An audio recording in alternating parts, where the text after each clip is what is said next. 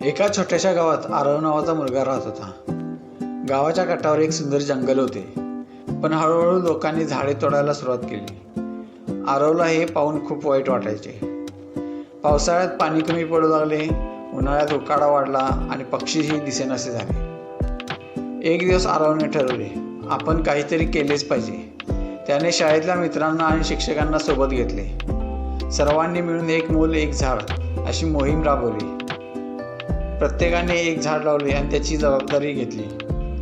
गावकऱ्यांना सुद्धा ही मोहीम आवडली. तेही या मोहिमेत सहभागी झाले. काही वर्षांनी गाव बदलले. हिरवीगार झाडे, गार वारा, पक्ष्यांचा किलबिलाट पुन्हा ऐकू येऊ लागला. पाणी साठू लागले आणि गाव सुखी झाले. आरव यातून शिकला, निसर्ग वाचला तर भविष्य वाचते.